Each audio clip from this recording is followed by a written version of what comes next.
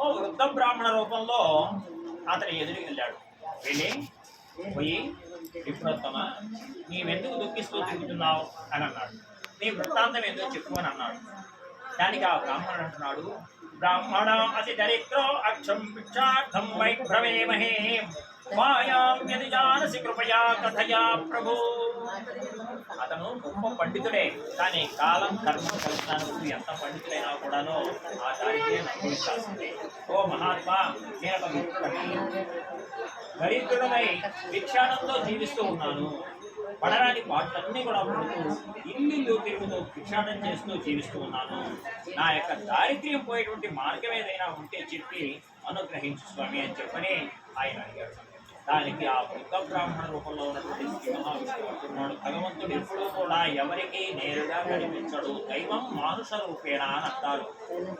మనకి ఏదైనా కష్టాలు సంభవించినప్పుడు ఎవరికో బుద్ధి పుట్టిస్తాడు, వాళ్ళకి సహాయంగా వీరు సహాయం చేయమని ఆదుకోమనే ఉద్దేశం ఎవరికో బుద్ధి పుట్టిస్తాడు, వాళ్ళ రూపంలో మనకు సాయం చేస్తాడు. భగవంతుడు మనకు సాయం చేశాడంటే నేరుగా ఎవరికి మానుష రూపేణ అంటారు, ఇంకొకరికి బుద్ధి పుట్టించడం అనమాట. అట్లా మరొక రూపంలో కనపడ్డాడు అక్కడ సత్యనారాయణ. ఓ నిజోత్తమా, సత్యనారాయణ స్వామి అంటే సాక్షాత్తు శ్రీరమన్నారాయణ యొక్క అవతారమే కదా. ఆ సత్యదేవుడిని త్రికరణ శుద్ధిగా పూజించు. ఇందాకనే చెప్పా, త్రికరణ శుద్ధిగా మనస వాచ కర్మణ.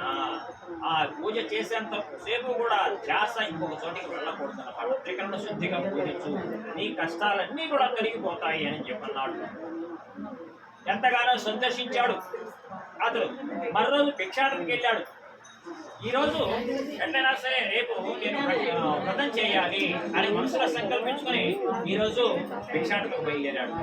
భగవంతుడి యొక్క అనుగ్రహం వల్ల ఎప్పుడూ లభించేటువంటి ద్రవ్యం కన్నా కూడా, ద్రవ్యము అంటే ధనం, ధనం కన్నా కూడా ఆ రోజు ఎక్కువగా ద్రవ్యం లభించింది. ఇదంతా కూడా భగవంతుడి యొక్క అనుగ్రహమే. సత్సంకల్పము, సంకల్పము కనుక నిష్కల్మషమైనటువంటి మనసుతో కోరుకున్నట్లయితే అటువంటి కోరికలను భగవంతుడు వెంటనే తీరుస్తాడట. ఇక్కడ ఆయన కోరుకున్నాడు. భగవంతుడి యొక్క అనుగ్రహం వల్ల ఎప్పుడు లభించేటువంటి ద్రవ్యం కన్నా కూడా ఆ రోజు ఎక్కువగా లభించింది. ఎంతో సంతోషపడ్డాడు. మరో రోజు వ్రతం చేయాలని అనుకున్నాడు. తన బంధువుల్ని పిలుచుకొని బంధువులని మిత్రుని పిలుచుకొని తనకి చేతనైనంతలో, తనకి శక్తి ఉన్నంతలో ఆ వ్రతాన్ని చేయాలనుకున్నాడు. చేశాడు. ఆ వ్రతం చేసిన తర్వాత నుంచి క్రమేపీ అతడి యొక్క జీవితంలో క్రమేపీ మార్పు అనేది మొదలయ్యింది. ఆ తర్వాత ఎంతగానో అతను సంతోషించినటువంటి అతడు ప్రతి నెలా కూడా తనకు శక్తి ఉన్నంతలో సత్యదేవుని యొక్క వ్రతాన్ని భక్తి శ్రద్ధకు మాత్రం, వస్తు లోటు జరిగినా పర్వాలేదు కానీ భక్తి శ్రద్ధకు మాత్రం ఎటువంటి పరిస్థితుల్లో లోటు జరగకూడదు. ఆ భక్తి శ్రద్ధలతోటి ఆ వ్రతాన్ని ఆచరించాడు.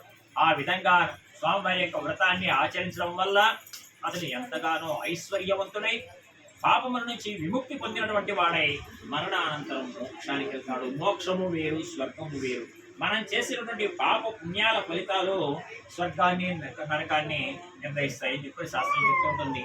మనం చేసే ప్రతి మంచి పనికి స్వర్గ సుఖం అనేటువంటిది, అలాగే ప్రతి పాపానికి కూడా నరకం అనేటువంటి ఖచ్చితంగా అనుభవించి తీరాల్సింది. అక్కడ బ్యాలెన్స్ చేయడం అనేటువంటిది కుదరదు, దీనికి అదే ఉంటుంది.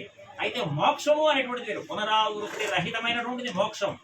స్వర్గంలో ఎంతకాలం అయితే ఉండాలో మళ్ళా తిరిగి ఏదో ఒక జీవి రూపంలో భూమి మీదకు ప్రవేశించాల్సిందే, మళ్ళా కర్మలను అనుభవించాల్సిందే. కానీ మోక్షము అంటే ఈ స్థితిని దాటి లేచి నేరుగా భగవంతుడిలో ఐక్యమైపోవటం.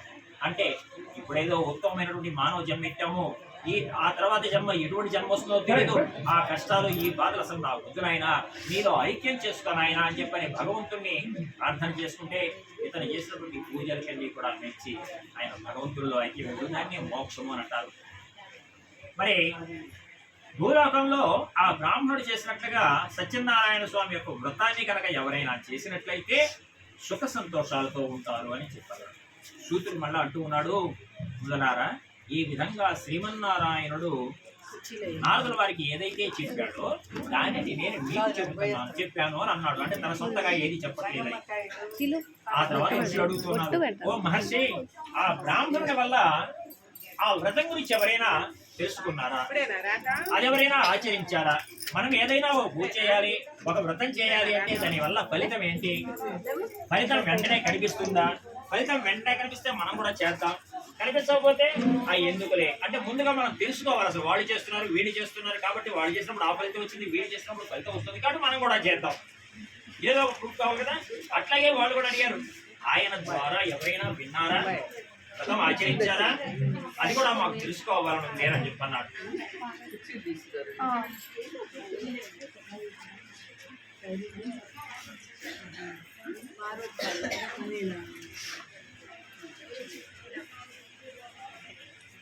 శృణధ్వం మునయః సర్వే వృతంగేన కృతం భువి ఏకదా సద్విజావదో యథ విభాగస్మైః. సూత మహర్షి చెబుతూ ఉన్నాడు, మునులారా ఆ బ్రాహ్మణుడు ఒకసారి తన శక్తి కొద్దీ కూడాను వస్తు సంభారాలు ఏర్పరచుకొని తన బంధు మిత్రులను పిలుచుకొని భక్తి శ్రద్ధలతోటి వ్రతాన్ని ఆచరిస్తూ ఉన్నాడు. అంతలో ఒక కట్టెలు అమ్ముకునేటువంటి వాడు అక్కడికి వచ్చాడు. కట్టెలు దించుకున్నాడు. అక్కడ బాగా దప్పిగ్గా ఉంది. అడుగుదాం అనుకుంటే వాళ్ళు ఏదో పూజ చేసుకుంటున్నట్టున్నారే అని అనుకుంటూ అక్కడే వేచి ఉన్నాడు. ఆ వ్రతం అంతా కూడా చూస్తూ ఉన్నాడు. అయిన దాకా ఉన్నాడు. అయిన తర్వాత ఆ బ్రాహ్మణుడు అడిగాడు, స్వామి మీరు చేసినటువంటి ఆ పూజ ఏంటి, దానివల్ల కలిగే ఫలితం ఏంటి అని అడిగాడు. దానికంటూ ఉన్నాడు ఆ బ్రాహ్మణుడు, ఓయే ఇది సత్యనారాయణ వ్రతం. ఈ వ్రతం కనుక చేసినట్లయితే సర్వ కార్యాలు కూడా సిద్ధిస్తాయి, కోరినటువంటి కోరికలు కూడా ఫలిస్తాయి, సకల ఐశ్వర్యవంతులు అవుతారని చెప్పండి. అది విన్నటువంటి అతను ఎంతగానో సంతోషించాడు. నేను కూడా ఈ వ్రతం చేస్తే బాగుండే అని మనసులో సంకల్పించుకున్నాడు. భగవంతుడిని తలుచుకుని, స్వామి నేను ఈ వ్రతం చేయాలని అనుకుంటూ ఉన్నాను అని చెప్పి మనసులో సంకల్పించుకున్నాడు. మరునాడు కట్టెలమ్ముకోవడానికి వెళ్ళాడు. అయితే ఇక్కడ భగవత్ సంకల్పం, భగవంతుని ఎప్పుడైతే అలా ప్రార్థించాడో భగవంతుడు అతని యొక్క నిష్కల్మషమైనటువంటి మనస్సుతో తను కోరుకున్నాడు. అతను వెంటనే తనకి ఎప్పుడూ అమ్మేటువంటి ఆ ధర కన్నా కూడా ఎక్కువగా ద్రవ్యం లభించింది ఆ రోజున. ఇది భగవంతుడి యొక్క అనుగ్రహమే అని భావించి సంతోషంతో తన యొక్క బంధుమిత్రాదులను పిలుచుకొని కావలసినటువంటి పూజా వస్తువులన్నీ కూడా సమకూర్చుకొని భక్తి శ్రద్ధకు లోటు లేకుండా ఇక్కడ ఈ వ్రతం అయ్యే వరకు కూడా భక్తి శ్రద్ధలు మనం చేసేటువంటిది ఏదైనా సరే భక్తి శ్రద్ధలతోనే చేయాలి. ఈ భక్తి శ్రద్ధలతో ఆచరించాడు. ఇలా ఆచరించడం వల్ల స్వామివారి యొక్క అనుగ్రహాన్ని కలిగి పుత్ర పౌత్రాదులు, పుత్రులు అంటే కుమారులు, పౌత్రులు అంటేనేమో మనవళ్ళు, కొడుకులు, మనవళ్ళు, మనవరాళ్ళు, అలా తన యొక్క వంశాన్ని వృద్ధి చేసుకున్నాడు. అలాగే సకల ఐశ్వర్యవంతుడు కూడా అయ్యాడు.